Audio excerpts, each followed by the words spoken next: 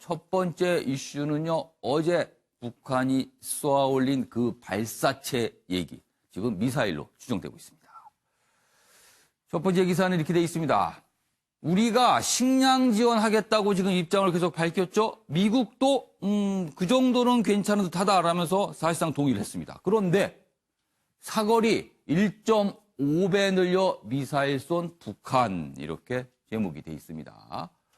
북한이 도발 수위를 더 높인 셈이다. 저강도 무력 시위가 계속될 듯하다.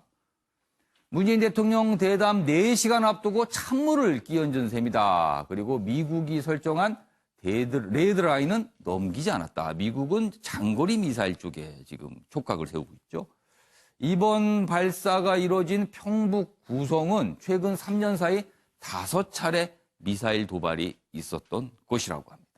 마찬가지로 지도 모습이 있고요. 이건 지난 4일 쏘아올린 그 발사체의 모습도 지금 사진으로 있습니다. 다음 기사 하나 더 보겠습니다. ICBM 대륙간 탄도미사일 기지에서 쏴 내륙을 관통했다. 북한판 이스칸데르 실전 발사한 듯 하다. 지난 4일 발사 지역은 이쪽이었습니다. 바닷가 근처죠. 근데 어제는요, 평북 구성입니다. 그래서 쏘았을 때 이 거리가 완전히 다르거든요. 그래서 이쪽 당시에는 뭔가 시험 내지는 훈련 이런 정황으로 보였지만 어제 발사한 거는 이거는 실전 발사에 가깝다. 그래서 더 심각해지고 있는 겁니다. 내용 좀 보겠습니다. 고도 높이고 사거리도 늘렸습니다. 그래서 어제 우리 군 당국도 이거는 미사일로 볼 수 있다. 이렇게 얘기를 한 겁니다.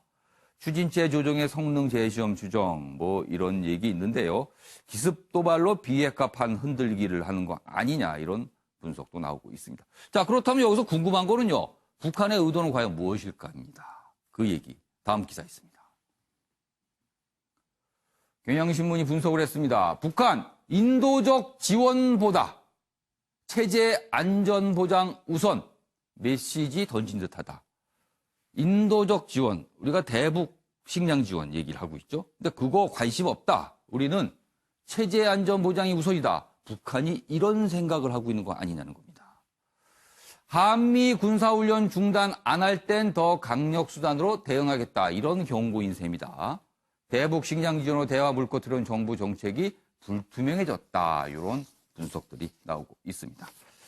자, 그럼 여기서요, 북한 전문가를 전화로 연결해 몇 가지 분석을 좀 해보도록 하겠습니다. 김열수 한국군사문제연구원 안보전략실장님 전화 연결했는데요. 나와 계시죠? 네, 안녕하세요. 네, 김열수 실장님 감사합니다.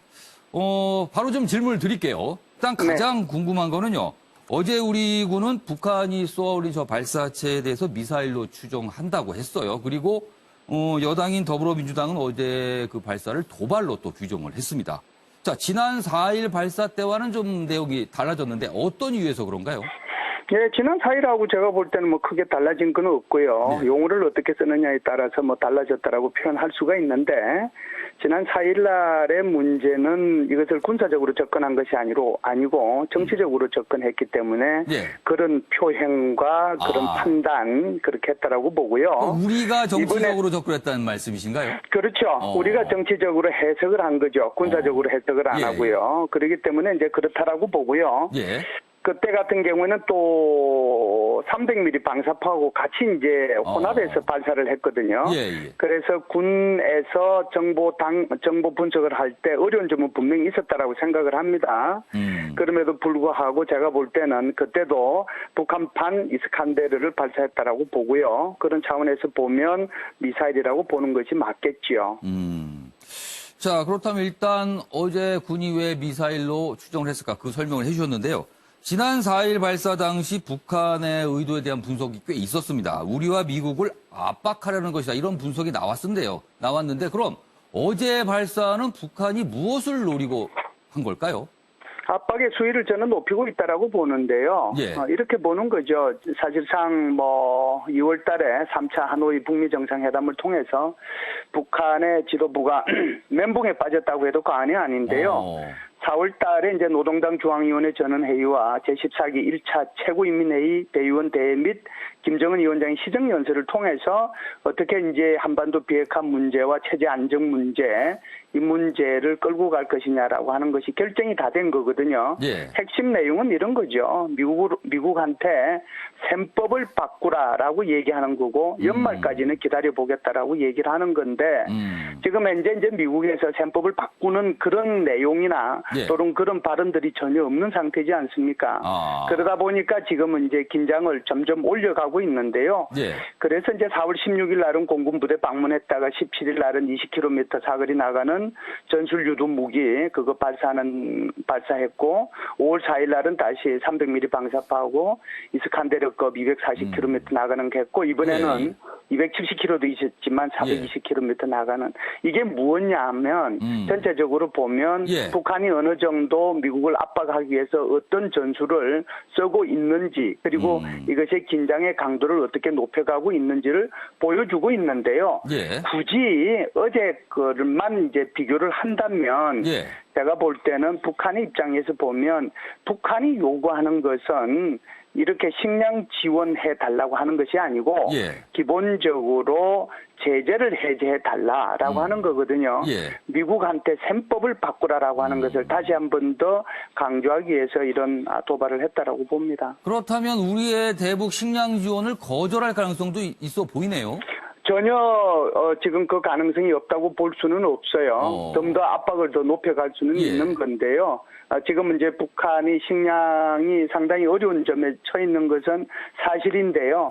그럼에도 불구하고 북한이 바라는 것은 식량 지원이 아니라 제재 해제와 또는 체제 보장에 더 초점이 가 있다라고 하는 것을 보여주는 것이죠. 그러니까 미국을 보고 셈법을 바꾸라는 의도가 있다는 건데 지금은 미국을 보니까 셈법을 바꿀 생각이 없는 것 같아요. 그렇다면 북한의 추가 도발 가능성이 있어 보이는데요. 그렇다면 앞으로는 어떤 방식의 또 도발이 있을 것 같습니까? 예, 미국의 이제 지금 이제 북한 같은 경우는 제가 볼 때는 이제 어떻게 보면 1라운드, 2라운드를 따질 경우에 1라운드는 끝났다라고 생각을 하거든요. 여기서 이제 1라운드를 끝낸 상태에서 미국의 반응을 보고 2라운드를 어떻게 진행시킬 것인가를 아마 판단하지 않겠는가라고 생각을 합니다. 그렇기 때문에 지금은 이제 5월 4일 날 원산에서 발사한 것은 전방 지역의 전술급 미사일 이 두 대를 시찰하면서 여기서 북한판 이스칸데르를 발사했다고 보고요. 이번에 발사한 것은 서부 전선에서 중장거리 미사일. 말이 뭐 중장거리지 사실은 2,000km부터 14,000km까지 이곳에서 다 발사를 했던 거거든요. 그래서 일부러 이 지역을 방문을 해서 장거리 타격 수단들의 화력 훈련 계획을 지도했다라고 조선중앙통신에서 오늘 발표를 했지 않습니까? 그렇기 때문에 중장거리 미사일의 전투준비 태세를 점검을 하고 그 점검한 상태에서 북한판 이스칸데르의 실전 배치를 승인하는 그렇게 해서 미사일을 내륙에서 동해 쪽으로 쏘지 않았는가 이렇게 보기 때문에 전반적으로 한 라운드는 끝났다라고 봅니다.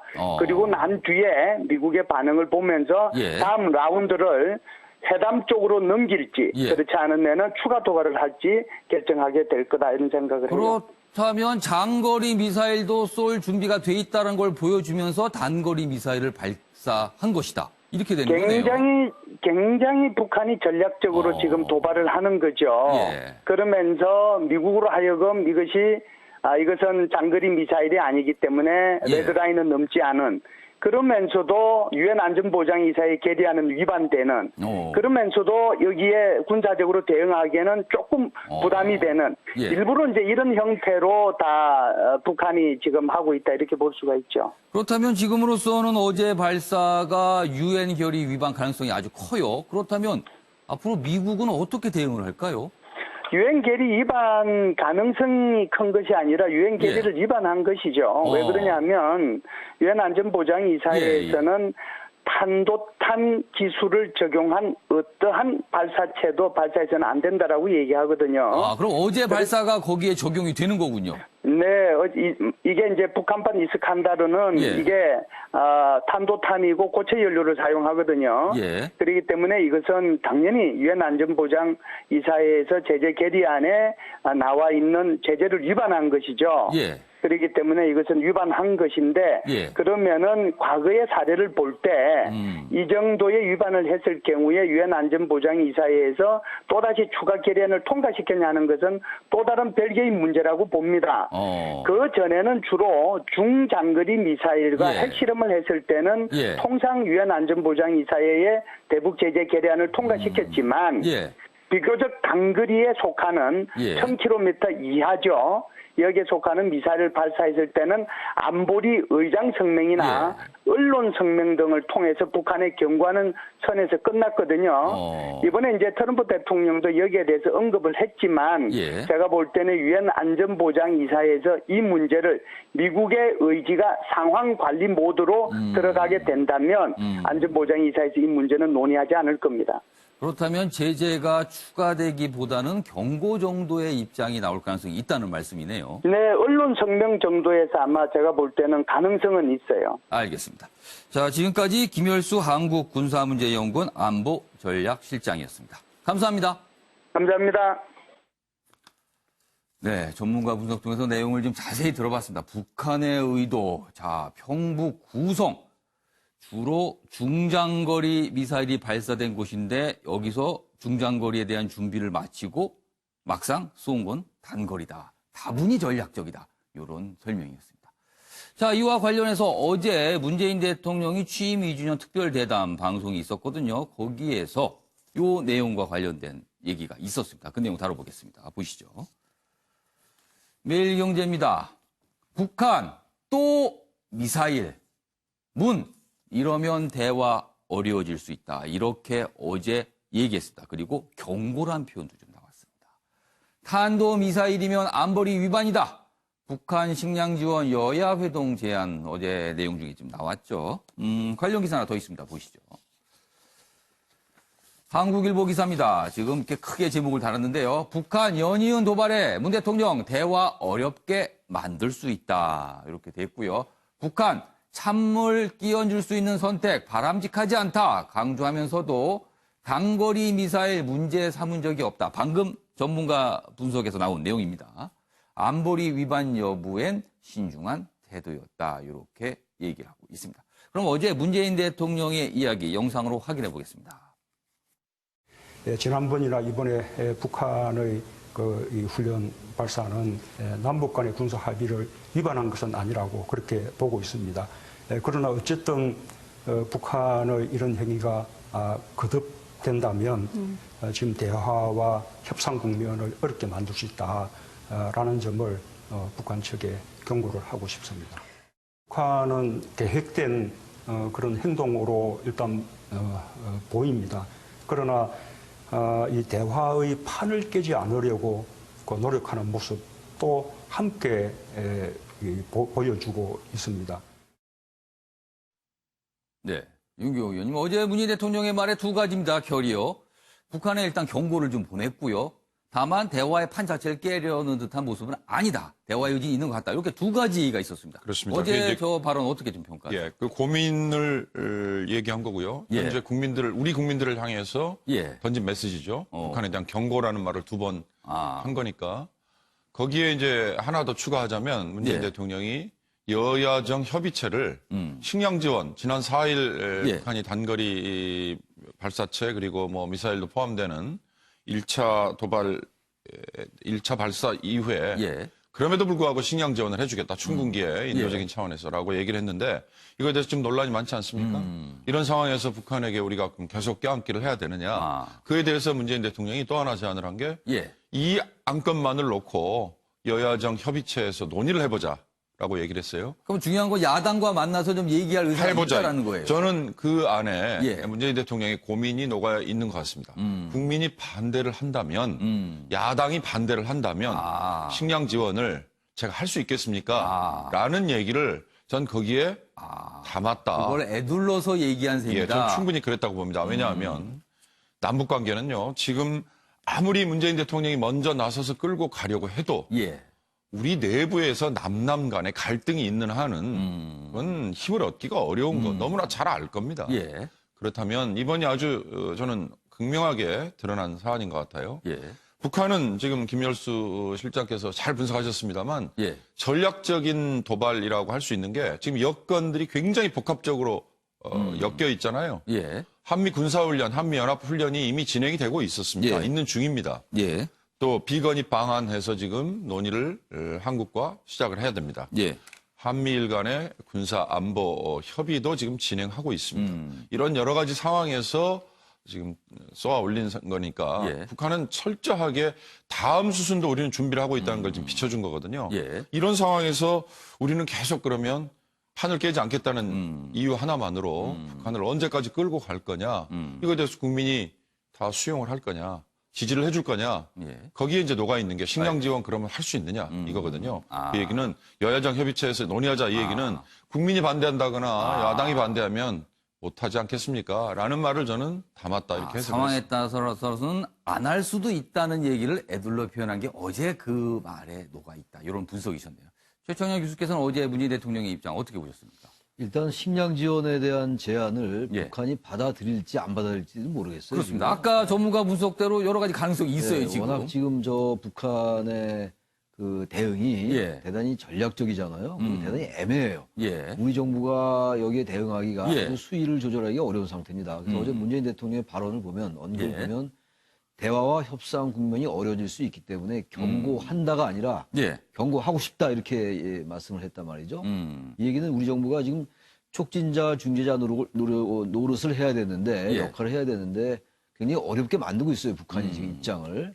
하노이 그 노딜 이후에 북한은 예. 지금 굉장히 초조한 거라고 저는 생각합니다. 오히려 역설적으로. 예. 식량난은 계속되고 있고 식량난이 지금 근 10년 동안 최악이라는 거 아니겠습니까? 예. 그런 상황 속에서 계속 북한, 미국은 완전한 비핵화를 얘기하고 있고 제재가 완화될 기미는 보이지 않고 있고 그러니까 일단 5월 4일 날 이제 그 단거리로 추정되는 그때 뭐 예. 우리 이제 단거리라는 얘기를 안 했죠. 예. 단거리 미사일 말씀을 안 했, 예. 얘기를 안 했는데 이번에 뭐 단거리로 충분히 얘기할 수 있는 예. 발사를 했단 말이죠. 그러니까 지금 현재 북한은 굴복하지 않겠다는 메시지도 주면서 그러나 일단 빨리 대화에 응해달라. 예. 그 남한에 대해서도 우리 정부에 대해서도 특히 이제 어제 발사한 시기가 굉장히 중요한 거 아니겠습니까? 예. 문재인 대통령이 취임 2주년 대담인데 예. 그 시기를 의식해서 발사를 했다고 생각합니다. 그래서 우리 정부에 대해서도 그들이 말하는 것처럼 오지랖 넓게 중재자 노릇만 하지 말고 적극 나서서 예. 미국이 어쨌든 제재 완화에 응하게끔 좀 도와달라는 의미입니다. 그러면서 거기에 예. 대한 명분은 한미 군사연합 훈련을 중단해라. 예. 그렇지 않으면 또 발사하겠다. 그러니까 일종의 엄포성인데 일단 판은 깨지 않겠다. 그러니까 중장거리 미사일이 아니니까 예. 그런 것들이 아주 복합 다단하게 깔려 있다 이렇게 생각을 합니다. 자, 어제 북한이 쏘아 올린 사실상 이제 미사일로 지금 판명이 나오고 있어요. 저 단거리 미사일 발사를 보고 군사 전문가 중에서는 이런 지적을 하시는 분이 있습니다. 북한이 미사일 3종 세트를 완성해 간 거 아니냐. 대륙간 탄도미사일로 대변되는 장거리 미사일, 그리고 중거리 미사일, 그리고 다궤도를 가진 단거리 미사일까지 미사일 3종 세트를 가진 것 아니냐. 이렇게 걱정하는 목소리도 지금 나오고 있습니다. 어제 있었던 문재인 대통령의 2주년 특별 대담, 여러 가지 내용이 나왔습니다. 참으로 많은 내용이라서 저희가 좀 초점을 좀 맞춰야 될 것 같습니다. 그래서 저희가 몇 가지 분야로 좀 좁혀봤습니다. 다음 기사 넘겨주시죠. 동아일보 기사 준비되어 있군요. 어제 인사 문제에 관한 질문이 있었습니다. 문재인 대통령도 꽤 길게 설명을 했거든요. 이 부분에 대해서. 인사 참사라는 지적에 동의 안 한다. 장관들 잘하고 있지 않나. 어제 문재인 대통령의 자평이라고 할 수 있죠. 지금 내용 보시면 청문 보고서 채택 안 된 분도 좋은 평가 받고 있는데 추천 문제인가 청문회 문제인가 뭐 이런 얘기도 있었어요. 그리고 인사 실패 책임 국회로 넘긴 건 아니냐. 이 대담이 끝난 다음에 이런 평가가 있었습니다. 이미선 재판관 임명 강행 논란엔 짧은 기간 완벽히 검증할 수 없다. 청문회에서 너무 흥결만 놓고 정쟁을 한다. 미국처럼 도덕성 검증은 비공개로 할 필요도 있다. 여러 가지 얘기를 했습니다. 그리고 어제 특별 대담 사진으로 좀 실려 있고요. 요 얘기도 어제 굉장히 비중 있게 다뤄졌고요. 또 다른 내용도 있습니다. 다음 기사 보시죠. 어제 경제 관련 얘기도 꽤 많이 나왔는데요. 그중에서 이 대목이 눈길을 좀 잡았습니다. 이재용 삼성전자 부회장 만난다고 친재벌인가? 재판은 재판, 경영은 경영이다. 이렇게 얘기를 했습니다. 요거는 이런 비판이요. 사실은 이제 진보 진영 내에서 좀 나오고 있죠. 친재벌 정책으로 가는 거 아니냐. 이런 지적 받고 있었어요. 그러자 문재인 대통령이 이렇게 얘기합니다. 이분법적 사고 벗어나야 한다. 대기업 인식 변화 내비친 거 아니냐. 이런 해석도 가능할 듯 합니다. 그리고 1분기 마이너스 성장과 관련해서는 경제가 서서히 좋아지는 추세다. 그리고 초단기 일자리가 줄어든 거 아니냐 이런 지적이 있는데요. 그거에 대해서는 나쁜 일자리도 있는 게 낫다 이런 입장을 보였습니다. 자, 그럼 어제 대담 내용, 주요 내용 영상으로 묶었습니다. 보시죠. 그 인사 실패다. 저는 동의하지 않습니다. 임명된 그런 장관들이 업무를 제대로 못한다면 그것이야말로 인사 실패인 것인데 잘하고 있다면 인사 실패일 수가 없는 것이죠. 심지어 인사청문 보고서가 채택되지 않은 채 임명된 장관님들도 굉장히 좋은 평을 받는 분들이 많습니다. 그러면 청와대의 추천이 문제입니까? 안 그러면 인사청문회가 문제입니까?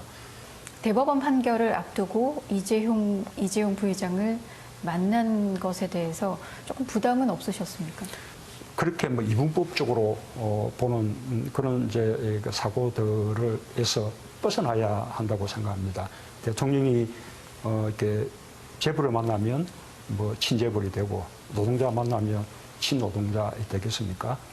재판을 앞두고 있는데 좀 봐주기 아니냐라는 것은 저는 우리 사법권의 어떤 독립축에 대해서 좀 훼손하는 그런 말씀들이 아닐까 생각합니다. 네, 어제 대담에서는 참으로 많은 내용이 다뤄졌는데요. 저희가 인사 문제와 대기업에 관련된 시각, 대기업을 바라보는 시각, 요 두 부분을 좀 압축을 해봤습니다. 이수희 변호사, 네. 문재인 대통령의 어제 설명 어떻게 보셨습니까? 저는 끝부분을 라이브로 보고 그래서 이제 다시 예. 보기를 이제 봤거든요. 예. 뭐 TV를 통해서. 예. 근데 이제 형식이 우선은 참 좋더라고요. 저렇게 심층 면담 취재라 그럴까요? 이렇게 대담이 돼서 예. 이 기자들 많았을 때 자꾸 툭툭 끊기는 그렇죠. 그리고 좀 봐주기식이 되는 그런 게 아니라서 이제 우선 좀 그렇죠. 그 나열식은 날카로웠어요. 아니고 이렇게 질문을 계속 할 수 있는 분위기가 됐죠. 예. 그래서 일부 저 기자분에 대해서 비판적인 시각도 있던데 저는 그거보다는 그 기사는 다음 기사가 준비되어 있으니까 그때 다시 한번 얘기하겠습니다. 예, 죄송합니다. 근데 이제 어제 보면서 이제 예. 그 의문이 풀렸던 것은 왜 이 정권이 청와대가 이렇게 좀 독선적이고 오만해 보일 정도 우리가 옳다라는 이런 자세를 갖고 있나라는 거에서 어제 의문이 풀렸어요. 이제 말씀하시는 거에서 대통령께서 예. 촛불에 대해서 우리 정권은 촛불 혁명이라고 이제 표현하죠. 촛불 혁명으로 탄생한 정권이다라는 게 깔려 있더라고요. 그러니까 그 41% 득표율이 중요한 게 아니라 예. 우리는 촛불 혁명으로 탄생한 정권이라 대단한 정통성을 갖고 있다라고 생각하고 있는 거. 거기서 기인하는구나라는 게 어제 의문이 풀렸습니다. 그런데 그거는 상당히 위험한 발상이다. 득표율이 41%였다는 것이 중요하다. 그때 저 촛불 집회는 예. 탄핵이었던 거죠. 박근혜 전 대통령, 당시 대통령에 대한 탄핵 요구였던 거지. 예. 우리가 문재인 당시 민주당 전 대표를 대통령을 만들어야 된다는 요구는 아니었다는 거예요, 전부. 거기에 대한 이 오해가 이 지금의 그 정치를 실종시키고 있는 여야 대치를 만든다라는 생각이 들었고요. 그다음에 이제 경제 문제에 대해서 이제 인사 문제 먼저 나왔지만 거기에 대해서는 상당히 아쉬웠습니다. 조국 수석에 대한 절대적인 지지를 보이고 있더라고요. 그건 지금의 이제 공수처나 이런 것도 있겠지만 그런데 인사 검증 누가 봐도 저 최종호 국토부 장관 후보의 경우에 국토부 장관 후보가 등기만 띄워봐도 알 수 있는 예. 그 집을 분양권 포함 세 채를 갖고 있는데 예. 그게 부적격하다고 판단하지 않은 그런 문제조차도 인사청문회 탓을 해야 되느냐 그런 예. 거는 뭐 이런 면에 있어서는 상당히 아쉬웠고요. 예. 그리고 이제 그 경제 문제를 이제 물었을 때 예. 상당히 수치나 지표에 예. 그 중점을 두고 있다. 그러면서 이제 말씀을 많이 하셨는데 그거보다는 이제 지금 그 체감하는 경기는 그게 예. 아니라는 거죠. 그러면서 굉장히 낙관적으로 말씀하셨어요. 미국 다음으로 성장을 잘하고 있고 뭐 이런 그런 것들은 보시는 분들이 답답했을 분들이 꽤 있다라는 생각이 알겠습니다. 들고요. 이제 국내 정치에 대해서는 앞서 말씀드리신 대로 여전히 시각이 제일 한국당에 대해서는 여전히 대화 파트너로 생각하지 않는 거 그건 상당히 아쉬웠습니다. 그러니까 이수희 변호사께는 전체적으로 좀 어제 그 대답 내용에 대해서 이제 부정적 평가를 해주신 거예요. 한민수 교수께서는 어떻게 보셨습니까? 저는 좀 생각이 많이 다릅니다. 예. 왜냐하면 보는 시각에 따라 다르겠지만 예. 일단 먼저 촛불 민심이라는 말씀을 대통령이 하셨는데 예. 물론 이 촛불의 민심이 꼭 문재인 대통령을 만들어야 되겠다. 이건 예. 아니었겠죠. 하지만 연인은 1,700만 예. 명이 뭐 못 간 사람도 있지 않겠습니까? 지지하면서도 그런 분들이 모두 나가서 일반 시민들이 촛불을 들었어요. 그 촛불을 들면서 탄생한 예, 예. 정부가 문재인 정부라는 걸 누가 부인할 수 있겠습니까? 그 자체는 맞는 거고요. 예. 그 어제 대통령께서 그 불과 직전에 북한이 저렇게 예. 미사일을 쐈음에도 불구하고 예. 긴박한 상황인데도 저는 전반적인 뭐 대북 문제, 예. 안보 문제뿐만 아니고 이런 인사랄지 경제, 대기업 이런 부분들을 상세히 좀 잘 짚어줬다고 생각을 합니다. 예. 너무 많은 분야이기 때문에 좀 좁혀서 말씀드린다면은 예. 좀 전에 기사 우리가 2개를 봤지 않습니까? 사실 이 2개가 자기 진영만 본다면요 이렇게 대통령이 얘기 안 하실 겁니다. 근데 말씀하신 대로 인사 부분에 대해서는 사실 지금 예. 야당과 반대쪽에서 지적하는 부분을 이제 반박을 하신 얘기들이 좀 많이 있죠. 예, 예. 근데 이 부분에서 물론 인사 검증의 실패로 만약에 접근을 했다면은 예. 대통령이 여기서도 국민 눈높이에 때때로 맞지 않은 부분이 있었다 이런 표현도 하셨어요. 예. 인정을 하셨는데 조금 더 솔직한 답변하셨겠지만 이게 지금 인사 참패냐, 인사 참사냐, 예, 예. 실패냐 이 부분은 충분히 논란이 그렇죠. 그거에 대해서는 강하게 좀 부인을 맞습니다. 했어요. 저도 뭐 거기에 동의하고요. 예. 그리고 특히 여기에서 보면은 제도적 문제를 말씀하셨는데 이럴 때일수록 자유한국당을 비롯한 야당도 좀 진지한 접근이 필요합니다. 왜냐하면 본인들 집권 기간에도 예. 너무 개인적인 문제, 도덕성 문제를 집요하게 따지다 보니 예. 실제로 그 당시에도 이 흠결 때문에 예. 대통령 표현대로 하고 싶지 안 하는 사람들이 많았습니다. 예. 그러니까 이 부분은 정말 제도적인 접근이 필요하고 또 솔직하게 말씀하신 것 중에 하나가 예. 지금 이 정부가 문재인 정부가 국정원의 국내 정치를 전혀 허용하지 않고 있습니다. 그러다 보니 인사할 때마저도 예. 기본적인 데이터마저 쓰질 않고 있거든요. 그런 부분도 좀 있다는 거 말씀드리고요. 예. 그다음에 이재용 만나면 친재벌이냐 이거 지금 대통령 지지자들이 하는 얘기입니다. 그렇습니다. 지금. 되게 비판 많이 합니다. 예. 근데 여기에 대해서 사실 솔직히 말씀하시잖아요. 뭐 만났다고 친재벌이냐. 예, 예. 그러면 최저임금 문제도 속도 조절하겠다고 말씀을 하셨고 했기 때문에 예, 예. 본인들이 좋아하는 것만 보지 말고 예. 어제 전반적인 점 봤을 때는 차분하게 설명을 잘하셨다. 특히 진행자가 독재자 표현했을 때마저도 그렇죠. 그런 질문도 좀 자칫- 나왔어요. 자칫 흥분할 수도 있는 예, 예. 아닙니까? 예. 촛불 민심 어떻게 본인한테 인권 변호사 출신 독재자라고 할 수 있냐 하는데도 이것도 멋쩍게 넘어가시면서 참 뭐라고 해야 될지 모르겠다. 예. 그래서 이제 우리가 다시 한번 쭉 말씀하신 내용들을 이제 점검해보고 볼 필요가 있는데 너무 야당 제1야당 대변인이 능멸하는 태도다 이런 예. 논평은 저는 적절치가 않고요. 예. 대신 제가 딱 하나 좀 아쉬운 부분은 뭐냐면은 예. 그 아까 말씀 나왔지만은 그 식량 지원만 갖고 예. 여야 그러니까 대통령과 만나자고 했는데 야당 예. 대표들한테 그거를 조금 더 범위를 넓혀서 야당에서는 야당에서는 지금 대북 정책 전반적으로 문제가 있다는 예. 거 아닙니까? 지금 평창 올림픽이 1년 5개월이 지났으니까 그런 전반적인 문제 논의할 수 있다. 예. 이렇게 좀 폭을 조금 더 넓혔다면은 야당에서 주제를 좀 더 넓혔습니다. 예, 물론 뭐 만나면은 다른 얘기 다 하겠죠. 근데 식량 지원만 마치 알겠습니다. 제안한 것처럼 했기 때문에 예. 또 반발하는 거 아닌가 싶습니다. 자, 두 분께서 뭐 어제 워낙 많은 내용이 났기 때문에 좀 길게 설명하셨는데요. 확실히 바라보는 시각이 조금 갈리고 있습니다. 어제 뭐 내용도 내용이지만 그 특별 대담, 그 방송의 형식도 사실은 꽤 회자가 되고 있습니다. 그리고 대담에 나선 기자에 관한 내용도 오늘 인터넷 공간으로 꽤 많은 설왕설래들이 있습니다. 그 내용 보시죠. 중앙일보입니다. 어제 질문자가 이런 질문도 했어요. 그래서 독재자라는 표현이 나오는 거 아니냐 이렇게 물어보니까 문재인 대통령 맞지 않는 얘기다 멋쩍게 웃었다. 요 대목입니다.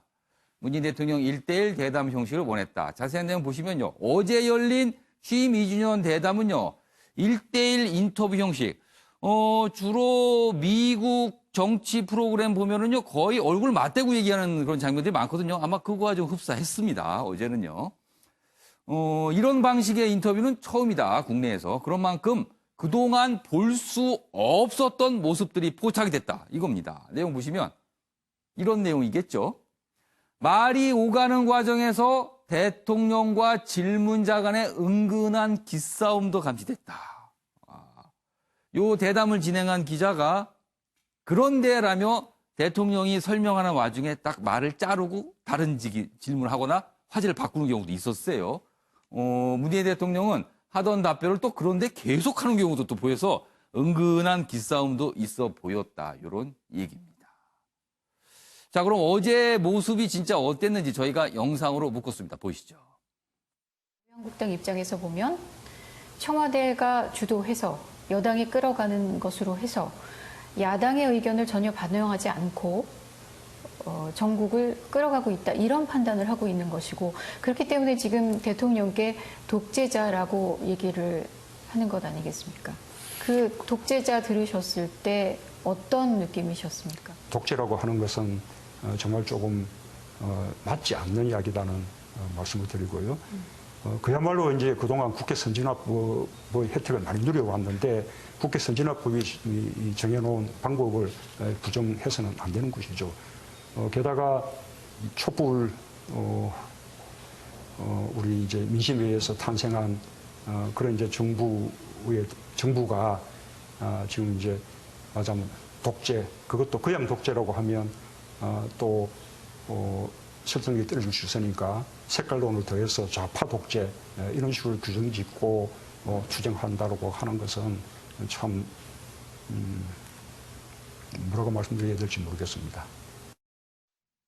네, 어제 대담을 진행한 송현정 기자죠.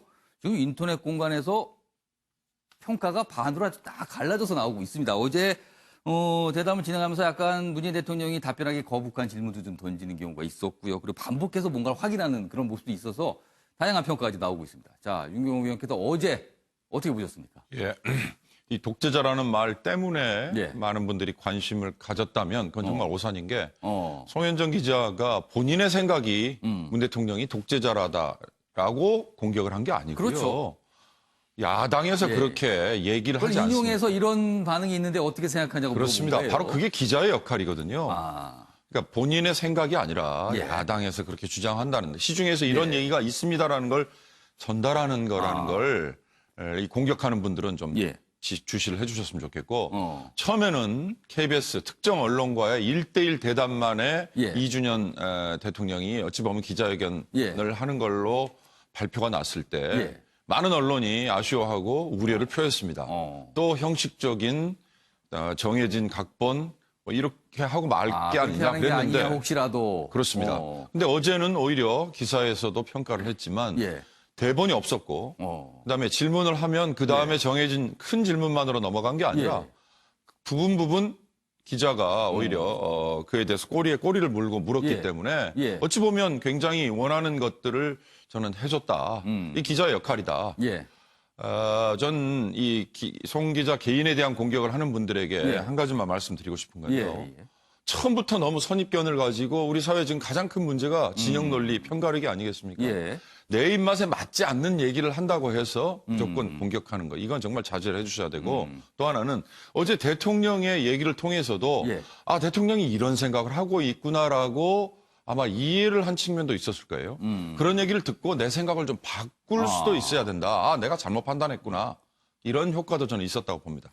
어제 특별대담 형식은 청와대에서 원한 걸로 알려져 있고요. 그리고 사전에 질문이 미리 청와대 측에 전달되지 않았다고 합니다. 그러니까 현장에서 문재인 대통령이 바로 질문을 듣고 답변하는 상황이 된 겁니다. 자, 최천영 교수께서는 어떻게 보셨어요? 그 이제 1대1 인터뷰에 장단점이 있을 것이고 또 기자회견에 장점, 단점이 있을 거예요. 근데 어제는 인터뷰의 단점보다는 장점이 많이 노출된 것 같아요. 지금 앞서 다들 말씀하신 것처럼 80분이나 진행돼 좀 넘겼죠. 89분인가 이제 진행이 됐는데 전혀 대본 없이 그야말로 물 한 잔도 안 놓고 하더라고요. 예. 그리고 이제 아무런 자료나 사전 질문지 없이 했는데 여러 가지 국민들이 궁금해했던 얘기가 많이 나왔던 것 같아요. 지금 이제 검경 수사권 조정에 관련된 얘기는 지금 이 자리에서 안 나왔는데 예.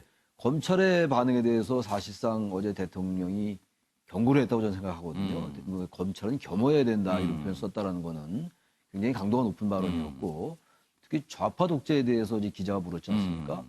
근데 굉장히 야당을 의식한 야당을 전 예우했던 발언이라고 생각해요. 굉장히 조심스럽고 신중하게 답변을 했잖아요.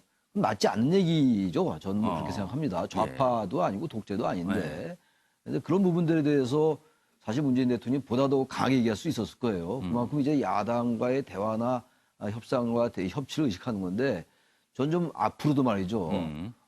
이 언론과의 어떤 접촉, 대화의 기회를 좀 더 넓힐 필요가 있을 것 같아요. 1년 취임 기자회견도 있었고 이제 1년 기자회견도 있었습니다만 인터뷰가 됐건 기자 간담회가 됐건 이런 것들을 어쨌든 많이 넓혀서 국민들에게 많이 알리고 오해가 있는 건 좀 풀고 그렇게 해야 조금 가까워지지 않을까 생각을 합니다. 사실상 어제 KBS와의 특별 대담을 통해서 국내 언론과 인터뷰는 사실상 처음 한 게 됐습니다. 지금까지는 국내 언론 인터뷰가 없었습니다. 소식 좀 짧게 짚어보겠습니다. 더불어민주당의 새 원내대표 이인영 원내대표 취임했죠. 그래서 나경원 자유한국당 원내대표와 어제 만났습니다. 오후 얘기입니다. 그런데 귀를 잡는 대화들이 좀 오갔어요. 그 내용 좀 보겠습니다. 국민일보입니다. 일단 두 사령탑 첫 만남 화기애애했다. 이렇게 작은 제목 달면서 내용을 소개하고 있습니다. 나경원, 밥 잘 사주는 누나들 각오한다. 뭐 여기 예쁜 누나라는 표현을 썼어요. 이제 여기 제목에 빠졌군요. 이인영 원내대표, 그렇다면 사주는 밥 잘 먹고 말씀도 잘 듣겠다. 이렇게 얘기했습니다. 뭐 덕담 수준에 오갔어요. 물론 대화 중에는 뼈 있는 얘기들도 오갔어요. 뭐 그 얘기도 물론 있는데요. 운동권 맏형 그리고 판사, 국회 동시 원내대표가 된 겁니다. 2011년 서울시장 보선 날선 대립도 과거에 했었다. 이렇게 돼 있습니다. 자, 그럼 어제 모습 영상으로 확인해 보겠습니다.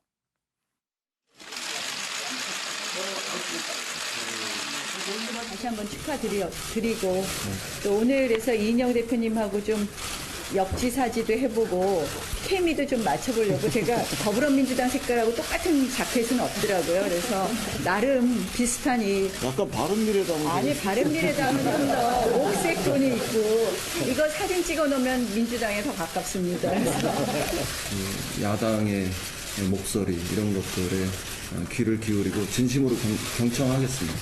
그동안은 형님을 모시고 여야 협상을 했는데 이제 동생이 나타나셔서 제가 민생과 정말 우리가 국민을 위한 국회가 된다면 제가 밥 잘 사주는 예쁜 누나가 될 각오가 있다 이렇게 말씀을 드리려고 했는데. 네, 어제 오후 모습인데 분위기 괜찮았습니다. 그런데요, 중요한 거는요. 국회 지금 멈춰 있어요. 뭔가 정상화를 위한 돌파구를 찾아야 할 텐데 그 돌파구 과연 어느 지점에 지금 있는 건지 아니면 있기는 있는 건지 그 얘기 좀 해봐야겠습니다. 이수희 변호사, 돌파구 어디에서 찾아야 할까요? 어제 만난 모습은 이제 그 단추와 옥깃을 잘 만진 것 같습니다. 그리고 비공개 회의에서도 좀 솔직한 모습도 보였다 그럽니다. 이인영 원내대표가 제가 전해 들은 거로는. 근데 이제 지금 뭐 나경원 원내대표도 그렇고 이인영 원내대표도 그렇고 이제 여러 가지 카드를 갖고 있어야 되잖아요. 거기서 이제 합의점을 찾아야 되는 건데, 김관영 전 바미당 원내대표는 지금 개헌 얘기를 꺼냈어요. 아, 개헌? 예, 거기에 대해서, 그 부분은 아니지만 개헌 얘기가 나왔을 때 나경원 원내대표가 좀 지금은 그거 얘기할 때는 아니다라고 1차 좀, 그렇죠. 부정적인 반응을 보이긴 했지만. 부정적이었어요. 예, 지금 문제가 된 거는 지금 선거제 때문이잖아요. 그러면 연동형 비례대표제가 제왕적 대통령제라고 일컬어지는 우리 헌법 하에서 이 권력 구조 안에서 맞느냐? 그럼 결국 가야 되는 거는 권력 구조 개편 논의가 가야 되는 거 아니냐? 그런 의견들을 좀 정치를 아신다고 하는 분들이 꽤 많이 갖고 있는 것 같습니다. 그럼 개헌 얘기를 통해서 뭔가 거기에 접점을 찾으면은 뭔가 돌파구가 있을 것 같다. 이 말씀이시네요. 한민수 교수께서는 돌파구는 어디 있다고 생각하십니까? 지금 황교안 대표가 장외 투쟁을 가열차게 하고 있는 와중에 두 분이 만나서 이 정도의 케미를 보여주는 것, 저 스스로 저도 좀 웃었습니다. 최근 모습과는 좀 다르죠. 온도차가 느껴지죠. 특히 나 원내대표 저도 아는 분인데 스스로 예쁜 누나라고 하니까 빵 터지기도 하고 했습니다. 근데 이런 분위기를 이어가려면요. 제가 볼 때는 좀 전에 말씀도 나왔는데 그런 부분도 충분히 가능하고요. 근데 일단은 콘텐츠, 담을 내용보다는 제가 볼 땐 자리가 좀 먼저 깔아줘야 되지 않나 이런 생각을 하거든요. 자주 좀 만나야 된다는 거네요. 이 자리라는 것은 결국은 제가 볼 때는 이 민주당, 여당의 원내대표인 이인영 원내대표가 한 번으로 안 되면 두 번, 세 번, 10번을 찾아가고 본인이 풀 수 있는 최대한 역량을 발휘된다. 그래서 이분이 되게 원칙주의자인데 그 원내대표 되면서 취임 일성으로도 얘기를 했습니다. 이제는 말 그대로 타협과 본인의 이제 고집만 세우지 않고 풀어나가겠다고 했기 때문에 그 차세를 지금 보여준 거예요. 이게 중요하다고 생각을 하고요. 제가 좀 전에 말씀드린 이제 이른바 멍석, 자리가 펴져야 제1야당도 돌아올 수 있지 않겠습니까? 그래서 뭐 여야정 협의체도 좋고 그다음에 좀 전에 말씀하신 대로 대통령께서 얘기한 그 대통령과 회동도 좋고 문유상 의장도 이제 시술이 끝나고 돌아오고 하니까 어떻게든지 자리가 마련됐을 때 여당에서는 계속 물밑 대화를 하면서 들어올 경우에 뭐 패스트트랙 지정을 처리할 수는 없지 않겠습니까? 근데 당장 담을 내용보다는 일단 만나서 국민들께 좀 보여드리고 그 자리가 이어지면서 이제 간극이 좁혀지지 않을까. 그래서 1차적 가장 막중한 책임은 여당에 있고 여당 원내대표가 다가서야 된다. 그렇게 생각합니다. 그러니까 어떻게든 만나서 뭐 차를 마시든 밥을 먹든 뭐 자리를 좀 자꾸 만들어서 얘기를 하게끔 해야 된다. 이 말씀이신 것 같습니다. 회의체가 구성돼야죠. 알겠습니다. 어떻게 생각하십니까? 순서를 진행해 보겠습니다. 도대체 왜라는 질문에 답을 찾아봅니다. 보시죠.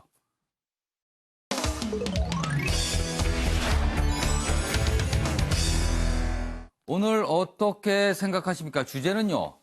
버스 대란 위기 지금 불거졌습니다. 그런데 이게 예상이 된 거 아니냐 이런 지적을 받고 있어요. 그럼 여태 뭐 했느냐 이렇게 질문을 하게 됩니다. 그 내용 다뤄보겠습니다. 조선일보입니다. 15일 버스 2만 대 멈춰서나 9개 지역 기사 90%가 파업에 찬성했습니다. 심각해지고 있어요. 52시간제 해도 월급 깎지 마라. 일단 버스기사분들의 요구가 이겁니다. 그런데 이걸 들어주려면 1조 돈이 필요하답니다. 그렇다면 돈은 어디서 옵니까? 요금을 올리든 세금을 투입하든 결정을 해야 되는데 이걸 지금 못하고 있는 거예요. 연 6,800억 드는 준공영제는 손도 못 대고 있다. 6월 더 큰 파업 가능성도 있다. 이런 얘기 나오고 있습니다. 다음 기사 보시죠. 주 52시간 버스 파업 예상됐는데 정부도 지자체도 손났다. 그렇죠. 주 52시간 이거 지난해 벌써 다 예고된 겁니다. 언제 하겠다고. 그런데 그럼 어떻게 된 겁니까? 지금까지는. 줄어든 임금 보전해달라. 노조. 뭐 이렇게 좀 주장을 하고 있는 거고요. 버스 요금 올리는 방법뿐이다. 정부는 지자체가 알아서 하라. 지자체에 떠넘기고요. 지자체는 이걸 어떻게 요금을 올리냐 지금. 시민들이 부담인데. 이렇게 되는 겁니다. 탄력근로 확대는 뒷짐이다. 이렇게 되고 있습니다. 그러니 정부에 대해서 묻습니다. 1년 동안은 어떻게 하고 있었던 건가? 자, 윤경호 위원부터 어떻게 생각하시는지 들어보겠습니다. 노사, 지자체 한 발씩 양보해라. 이거 식상한 얘기예요. 양보할 수 없어요. 그러니까 여기까지 온 거죠. 그럼 어떻게 해야 되느냐? 버스 요금 인상을 저는 이용자들이 감수해야 된다 이렇게 봅니다. 올릴 수밖에 없다. 그렇지 않으면 이중구조가 깨질 수가 없습니다. 준공영제를 하거나 또는 정부가 지원을 해야 되면 세금을 투입해야 됩니다. 세금을 투입하다 보면요. 버스를 이용하지 않는 분의 돈도 들어가는 문제가 생깁니다. 그럼요. 버스를 누구나 다 이용할 것 같지만 그렇지 않거든요.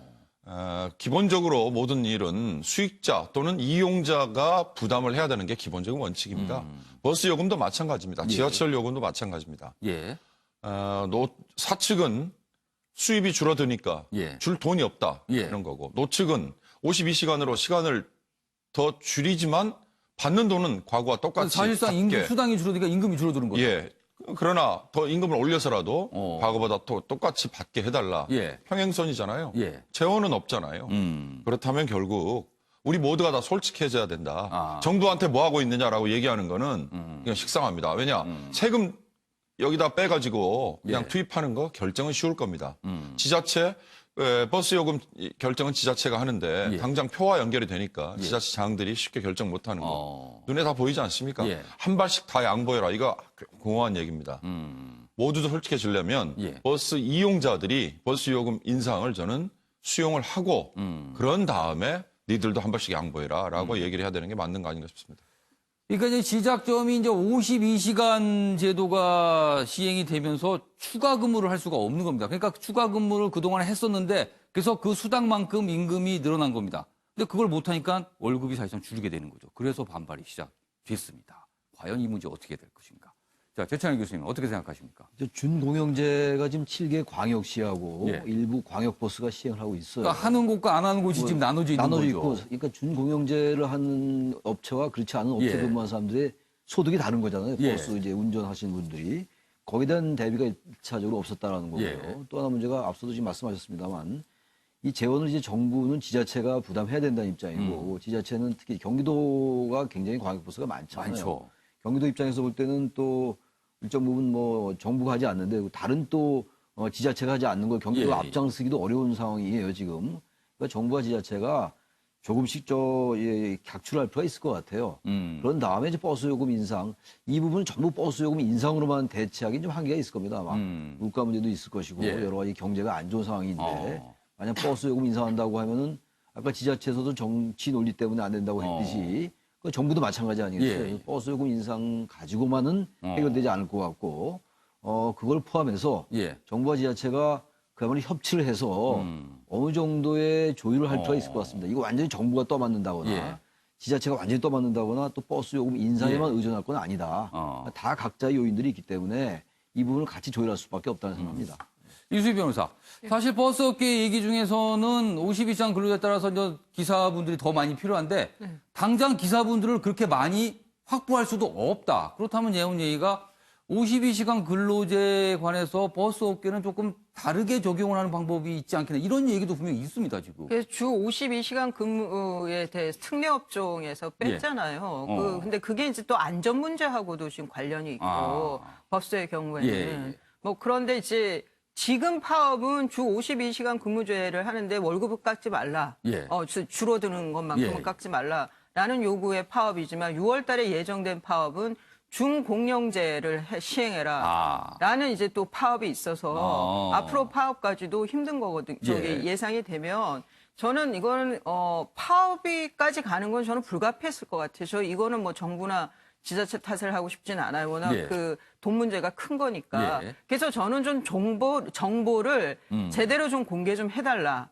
이게 준공영제 지금 서울시도 상당한 부담을 갖고 있어요. 제가 몇천억 얘기로 들었었는데. 준공영제이기 때문에 돈이 들어갑니다. 그래서 우리가 늘 우리나라 진짜 그 대중교통 체계는 세계 탑이다라고 하는데 그 밑바닥에 얼마나 많은 돈이 들어가는지에 대해서는 얘기들을 안 해요. 항상 우리 대중교통 얘기할 때 편하고 싸다는 얘기를 하죠. 그래서 좀 저는 이 비용 부분, 돈 얘기를 좀 정보를 제대로 공개해달라.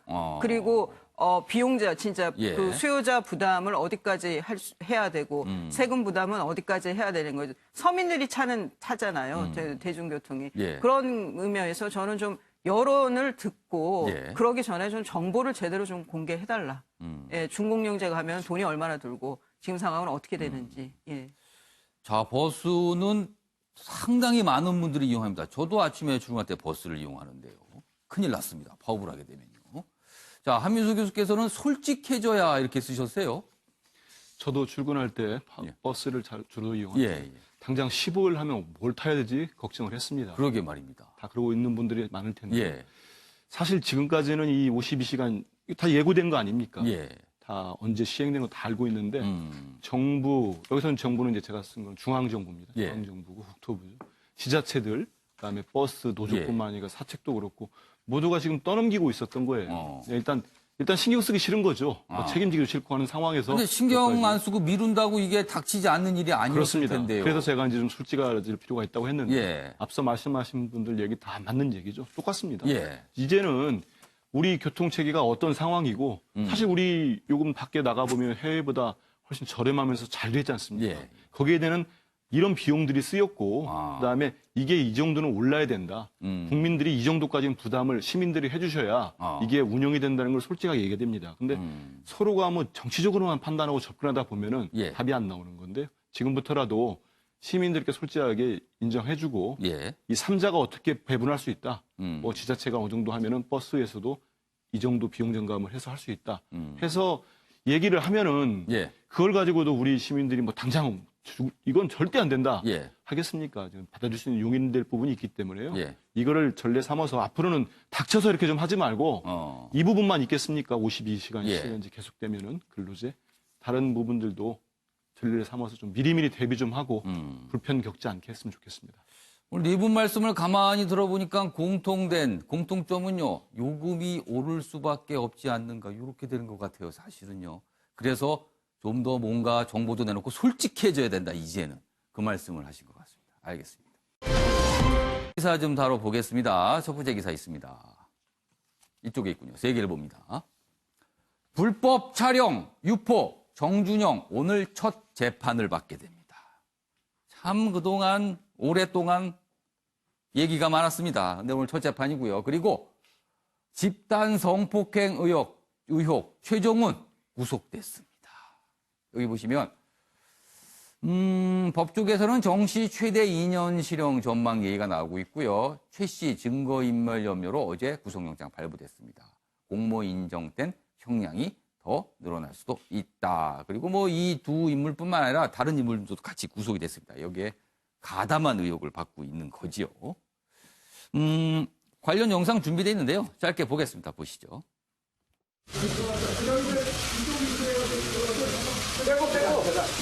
성폭행 혐의 인정하십니까? 왜 혐의 부인하셨습니까? 피해자들에게 하고 싶은 말 없습니까? 성폭행 혐의 인정하십니까? 왜 혐의 부인하셨습니까? 피해자들한테 하고 싶은 말 없습니까? 마지막으로 한마디 부탁드립니다. 죄송합니다.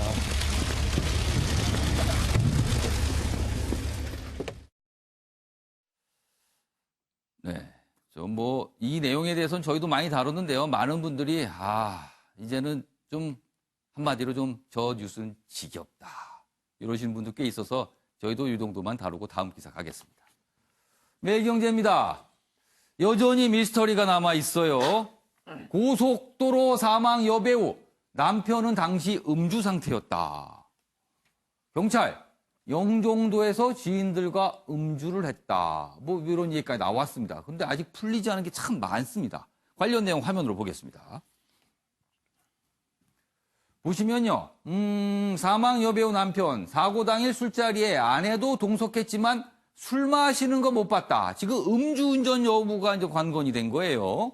경찰 부검 최종 결과 나오면 음주 여부 확인 가능. 지금까지 나온 거는요, 남편은 음주를 한 걸로 됐습니다. 그런데 운전을 했던 그 부인인 여배우가 과연 음주 상태였는가? 이 부분이 지금 관건이 되고 있습니다. 다음 화면 좀 봐주시죠. 자, 사망 여배우 남편의 이야기입니다. 인근 화단에서 볼일을 보고 돌아오니 사고가 발생했다. 아내가 왜 하차했는지, 고속도로 2차로에 왜 정차했는지 모르겠다. 3차로 중에서 가운데 쓴 거거든요. 갓길이 아니고요. 모르겠답니다. 자, 이 내용 여전히 풀리지 않는데 이수희 변호사, 이거 지금 이상한 점이 많아요, 사실은요. 그러니까 이제 이게 고속도로예요. 그죠? 예. 그리고 이제 새벽 3시 53분 예. 정도 되는데 1차로를 지나가던 차량의 블랙박스 영상이 나왔습니다. 예. 인터넷에. 보면은 남편은 갓길에서의 펜스를 넘어가는. 그러니까 뛰어가는 모습이 잡혔고요. 예, 그리고 아내가 차량 뒤쪽에 와가지고 뭔가 이렇게 허리를 숙인 상황. 숙여서 뭔가 약간 외로운 듯한 느낌도 들어요. 그런데 이제 그 블랙박스 영상이 있는 그 차량에서 토하나 봐 뭐 이런 얘기가 나와요.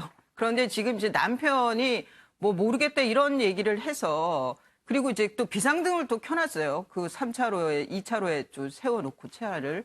뭐 여하튼 이제 이 상황에 대해서 남편의 진술이 믿기지 않는다라고 하면서 언론에 관심을 가졌던 건데, 남편이 본인이 술을 마셨다라는 거 인정을 했고요. 그리고 거기에 대해서, 그래서 이제 그러면은 혹시 운전을 했던 그 아내도 술을 마셨던 거 아니냐에 대해서 남편이 나는 못 봤다라고 얘기를 했어요. 이게 이제 또 못 봤다, 모른다. 상식적인 답변은 아니죠.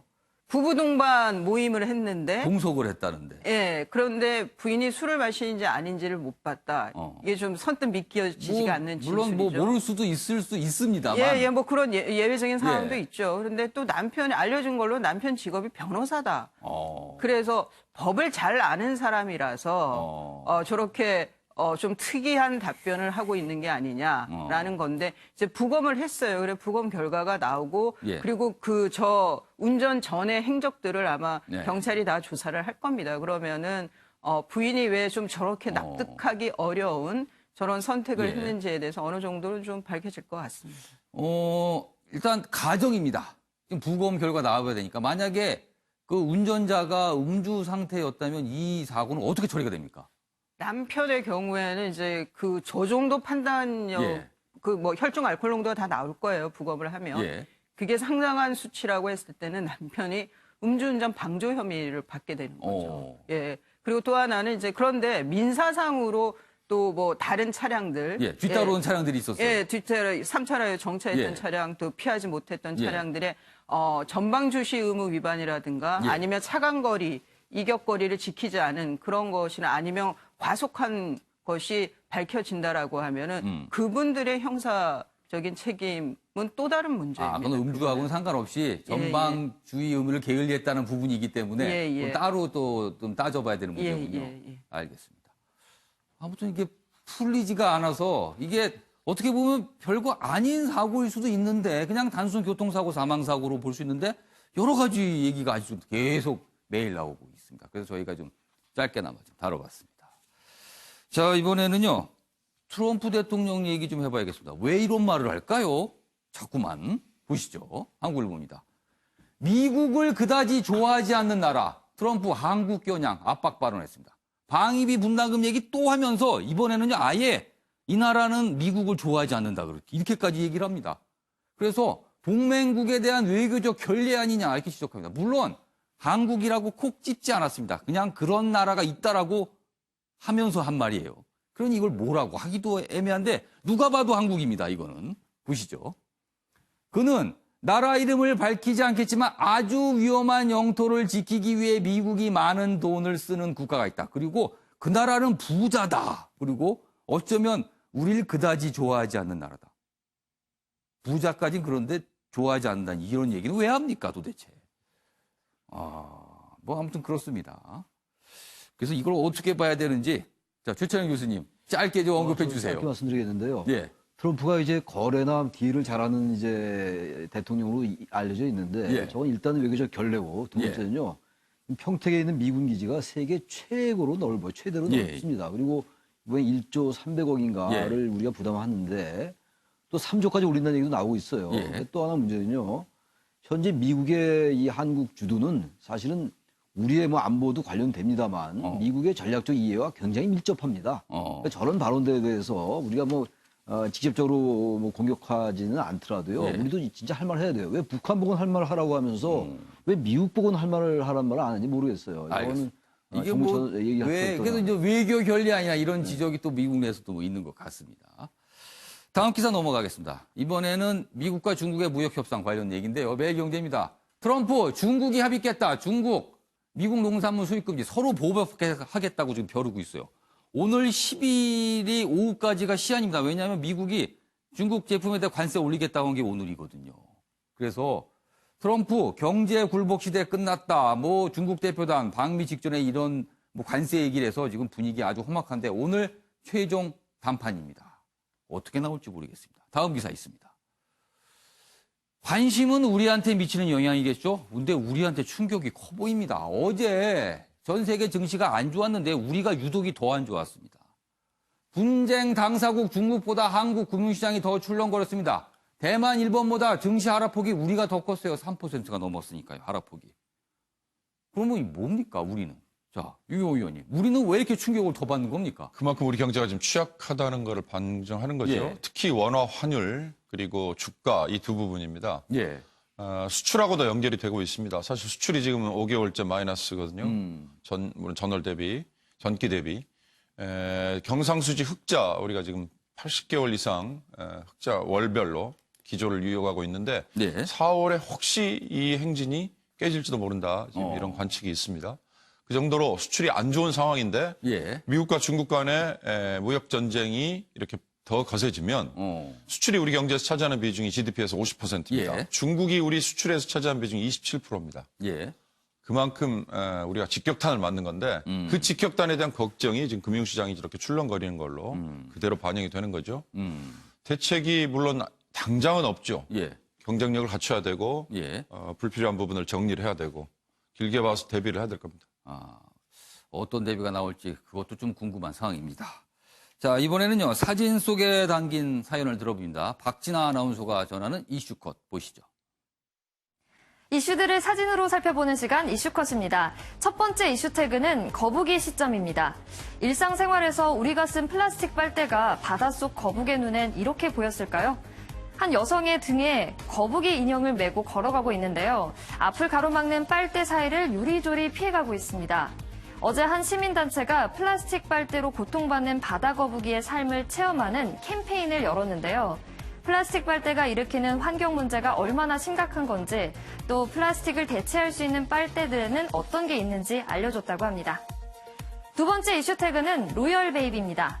흰색 숄에 쌓인 아기가 보이는데요. 아직 눈도 제대로 뜨지 못했습니다. 이 아기의 이름은 아치 해리슨 마운트배튼 윈저. 지난 6일 영국 해리 왕자와 메건 마클 왕자비 사이에서 태어난 로열 베이비입니다. 해리 왕자 부부는 수많은 취재진들 앞에 아이를 공개했는데요. 아이가 매우 유순하고 차분하다는 마클 왕자비의 말에 해리 왕자는 누굴 닮아 그런 건지 모르겠다며 너스레를 떨었다고 합니다. 마지막 이슈 태그는 환영합니다입니다. 회색 벽면에 플래카드가 걸려 있는데요. 특수학교 설립을 환영한다고 적혀 있습니다. 이곳은 2달 전 서울시 교육청이 특수학교 설립 부지로 결정한 곳인데요. 농사밖에 짓지 못했던 그린벨트 지역 땅을 교육청에 팔 수 있게 되면서 아이들이 공부할 수 있는 환경이 만들어지게 됐습니다. 사실 지난 7년간 특수학교 부지 선정은 6번이나 무산됐는데요. 장애인 자녀를 둔 학부모들에겐 희소식이 아닐 수 없습니다. 지금까지 박진아의 이슈컷이었습니다. 특수학교는 그동안 설립 놓고 논란이 참 많은데 저 사례가 좋은 모범이 되지 않을까 하는 생각도 좀 드네요. 자, 아침엔 매일경제 오늘은 여기까지입니다. 시청해주신 여러분 고맙습니다.